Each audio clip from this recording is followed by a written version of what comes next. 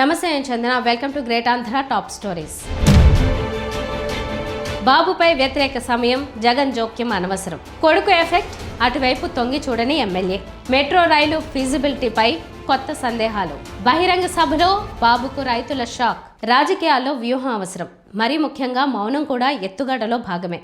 కొన్ని అంశాలపై రాజకీయ నాయకులు మాట్లాడడం ఎంత అవసరమో పట్టించుకోకపోవడం కూడా అంతే ముఖ్యం. కొన్నింటికి కాలం సమాధానం చెబుతుంటుంది. ప్రతి విషయంలోనూ జోక్యం మంచిది కాదు. ఈ వాస్తవాన్ని వైసీపీ వంట పట్టించుకోవడం లేదు. తగుదునమ్మా అంటూ వైసీపీ అనవసరంగా జోక్యం చేసుకుంటూ ఏరికోరి నష్టాన్ని తెచ్చుకుంటోందన్న అభిప్రాయం ఉంది. ఇందుకు రాజధాని అమరావతి అంశమే ఉదాహరణ. నదీ గర్భంలో రాజధాని ఉందని సుప్రీంకోర్టు జోక్యం చేసుకోవాలని వైఎస్ జగన్మోహన్ రెడ్డి అన్నారు. అలాగే ప్రస్తుతం ఉన్న చోట కాకుండా గుంటూరు, విజయవాడ మధ్య రాజధానిని తక్కువ ఖర్చులో నిర్మిస్తే సరిపోతుంది కదా అని తాజాగా ఆయన ప్రశ్నించడం చర్చనీయాంశమైంది. రాజధానిపై వైఎస్ జగన్ అభిప్రాయంలో తప్పు లేకపోవచ్చు, కానీ నిజాలన్నీ రాజకీయ నాయకులు మాట్లాడితే కొంపకొల్లేరే.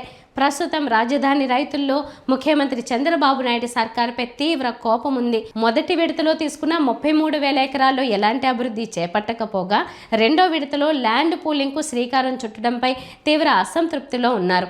రాజధానిలో కూటమి ప్రభుత్వం పరిష్కరించాల్సిన సమస్యలు బోల్డున్నాయి. వాటిపై ఎలా ముందుకు వెళ్లాలో తెలియక చంద్రబాబు సర్కార్ తలమునకలై ఉంది. రాజధాని మార్చి గందరగోళపరిచిన వైఎస్ జగన్ మర్చిపోయి చంద్రబాబును నిలదీస్తున్నారు. రాజధానిలో వాస్తవ పరిస్థితిని ఏమాత్రం పరిగణలోకి తీసుకొని వైసీపీ నాయకులు ఆ అంశాన్ని గెలికారు. తద్వారా బాధితుల్ని కూడా ఇష్టాయిష్టాలతో సంబంధం లేకుండా చంద్రబాబు పక్షాన్నే ఉండేలా వైసీపీ చేయగలుగుతోంది. ఆ పార్టీ ఎందుకు ఇలా చేస్తున్నదో అర్థమే కాదు. రాజధానిపై అధికారంలో ఉండగా రకరకాల సర్కస్ ఫిట్లతో రాజకీయంగా వైసీపీ తీవ్రంగా నష్టపోయింది. అధికారం నుంచి దిగిపోవడంలో రాజధాని కూడా ఒక కారణం.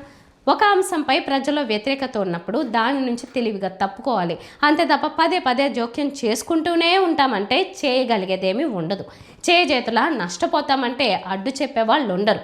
టీడీపీ ప్రాణం రాజధాని అమరావతిలో ఉంది. అలాంటి చోటే టీడీపీపై వ్యతిరేకత పుట్టిందంటే ఆ పార్టీకి గడ్డు కాలం మొదలైనట్టే. అయితే టీడీపీకి ఎట్టి పరిస్థితుల్లోనూ నష్టం రావడానికి వీల్లేదంటూ వైసీపీ నాయకులు వ్యవహరిస్తున్నట్టుగా ఉంది. ఇప్పటికైనా వైసీపీ నాయకులు రాజధాని అంశాన్ని పట్టించుకోకపోవడం రాజకీయంగా మంచిది. కూటమి సర్కార్ 1,00,000 ఎకరాలను తీసుకుని ఎలా అభివృద్ధి చేస్తుందో ప్రేక్షక పాత్ర పోషించడం ఉత్తమం. నష్టం జరిగితే ఎవరు ఊరుకోరు. ఇందుకు అమరావతి రైతులేమీ మినహాయింపు కాదు. ఈ వాస్తవాన్ని ముఖ్యంగా వైసీపీ గుర్తుపెట్టుకుని అడుగులు ముందుకు వేయాలి. కొడుకు నిర్వాకం వల్ల జమ్మలమడుగు ఎమ్మెల్యే ఆదినారాయణ రెడ్డి తీవ్ర ఆవేదనకు గురైనట్టున్నారు.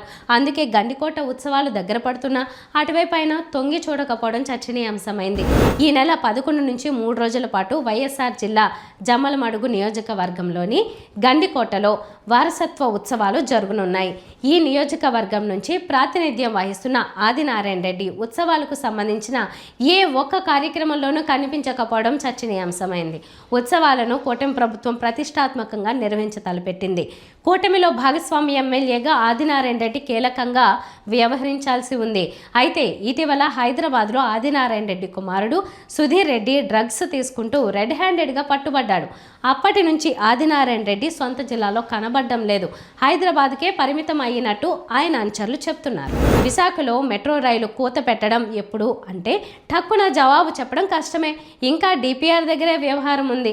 లేటెస్ట్ రిపోర్ట్స్ బట్టి చూస్తే కేంద్రం ఏపీ ప్రభుత్వం సమర్పించిన డీటెయిల్డ్ ప్రాజెక్ట్ రిపోర్ట్కి సంబంధించిన కీలకమైన ప్రశ్నలు వేసినట్టుగా అధికారులు చెబుతున్నారు. దాంతోపాటుగా విశాఖ వంటి నగరంలో మెట్రో రైలు ప్రాజెక్టుకి ఫీజిబిలిటీ ఎంత అన్నది కూడా ఒక నివేదికను కేంద్రం కోరిందని చెప్తున్నారు.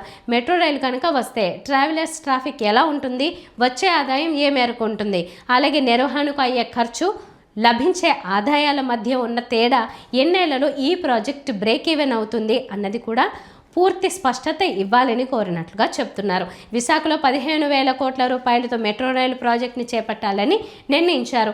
ఇందులో కేంద్రం, రాష్ట్రం వాటాలు చేరి 20% ఉంటాయి. ఈ లెక్క తీస్తే రాష్ట్రం అందించే వాటాగా 3,000 కోట్లు ఉండబోతోంది. ఆ మేరకు ఏపీ ప్రభుత్వం నిధుల సమీకరణ చేయడం విషయంలోనూ డౌట్లు ఉన్నాయని చెప్తున్నారు. విశాఖలో అయితే ప్రస్తుతానికి 25 లక్షలకు పైదాకా జనాభా ఉంది. రాబోయే రోజుల్లో ట్రాఫిక్ పెరుగుతుంది అన్న అంచనాలు ఉన్నాయి. భోగాపురం ఎయిర్పోర్ట్ వస్తే వస్తే 3 జిల్లాలు కలిసిపోతాయి. అప్పుడు సిటీలోకి వచ్చి పోయే వారి సంఖ్య ఇంకా పెరుగుతుందని అంటున్నారు.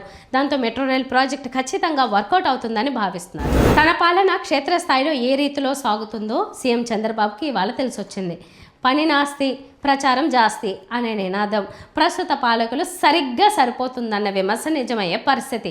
ఇవాళ తూర్పుగోదావరి జిల్లా రాయవరంలో మీ భూమి మీ హక్కు పేరుతో రైతులకు పట్టాదారు పాసు పుస్తకాల పంపిణీని సీఎం చంద్రబాబు చేపట్టారు. సీఎం చంద్రబాబు నేరుగా ప్రజలతోనే తన పాలన అద్భుతమని చెప్పించుకునే సంగతి తెలిసిందే. అయితే రాయవరంలో ఆ ప్లాన్ వికటించింది. చంద్రబాబుకు రైతులు షాక్ ఇచ్చారు. ఇంతకు సభలో ఏం జరిగిందో తెలుసుకుందాం. గతంలో పట్టాదారు పాసు పుస్తకాలపై వైఎస్ జగన్ ఫోటో ఉండేది. అలా లేకుండా తాము అధికారంలోకి వస్తే పాసు పుస్తకాలు ఇస్తామని చంద్రబాబు ప్రచారంలో హామీ ఇచ్చారు. అది చెప్పుకోవడానికే రాయవరంలో ప్రత్యేకంగా కార్యక్రమం ఏర్పాటు చేశారు. బహిరంగ సభలో చంద్రబాబు ప్రసంగిస్తూ మీకు పట్టాదారు పాసు పుస్తకాలు ఇచ్చారు. పాసు పుస్తకాలు అందిన రైతులు మాత్రమే చేతులు పైకెత్తండి. పాసు పుస్తకాలతో సహా చేతులెత్తండి. అంతేనా? మిగిలిన వాళ్ళు వెనక వైపు ఉన్నోళ్ళు ఎవరికి పాసు పుస్తకాలు లేవా? ఇంకా ఇవ్వలేదా? ఏంటమ్మా ఇవ్వలేదా? ఇస్తున్నాం సార్ అని మహిళాధికారి గొంతు వినిపించింది. కాదమ్మా, ఈ ఊళ్ళో ఉన్నోళ్ళందరికీ పట్టాదారు పాసు పుస్తకాలు ఇచ్చారా లేదా? ఇవ్వలేదు. ఏంటయ్యా చేసి ఏం ఆర్గనైజ్ చేసావు అని చంద్రబాబు ఆగ్రహం వ్యక్తం చేశారు.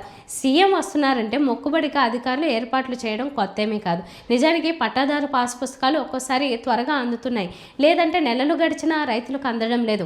1-2 సార్లు రెవెన్యూ కార్యాలయాల చుట్టూ రైతులు తిరగాల్సిన దుస్థితి. పట్టాదారు పాసు పుస్తకాలు ఎందుకు అందవో కూడా తెలియని దుస్థితి. ఇవి వాళ్ళ టాప్ స్టోరీస్. మరిన్ని అప్డేట్స్తో కలుద్దాం. నమస్తే.